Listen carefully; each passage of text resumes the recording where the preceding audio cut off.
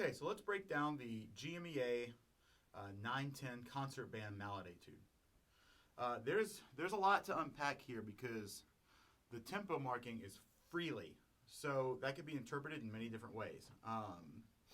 So it's going to be a lot up to the performer how you kind of want to use phrasing. I tend to be a little rubato at first, separate the phrases into kind of like 2-bar chunks with a little bit of rest in between, and then as you get further into it, connect it more and get a little bit more consistent with the tempo. So these first couple of phrases, you want to make sure you want to start mezzo piano, not too loud.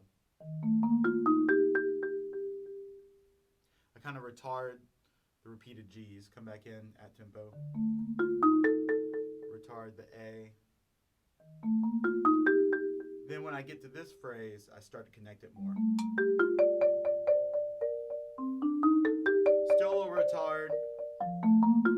Every time a little bit less. And then when I'm here, I'm in time. Nice big crescendo, decrescendo, retard. Maybe not quite that much retard, but something more like that. Okay? When you get to letter A, you're going to make sure you're not too fast. It's easy to rush this. Nice and piano, right? You can phrase it a little bit, but just don't get out of the realm of piano. Just a little swell. Then crescendo. Still phrase here.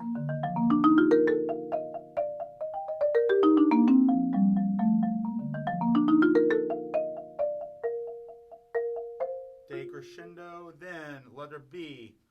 Swells and a little quicker. So you want it to be noticeably faster, but not like hyperspeed or anything. But you definitely want to make sure that if a judge were listening to it, that they would definitely see, oh, they are playing it quicker here.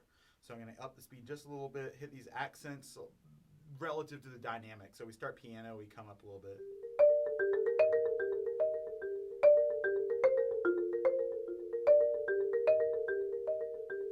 Retard. On that retard, I like to kind of slow down and then ease back into it. So by like beat 2, beat 3 of measure 38, I'm back in time. I actually like to use the same phrasing here at 38, just in the context of mezzo forte.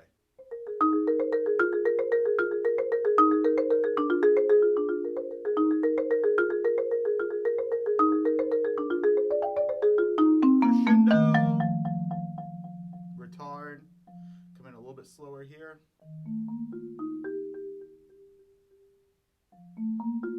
Still the same thing with like you kind of did at the beginning with the rubato, a little bit of space in between the phrases, and then the end.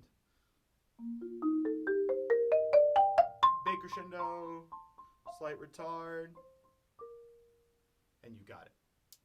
So if you find some spots to make music with it, really, in ways you can kind of choose your own adventure. If you have something that you like a little bit more, I'm going to be interested to see how this is judged because of the term freely can just mean so many different things.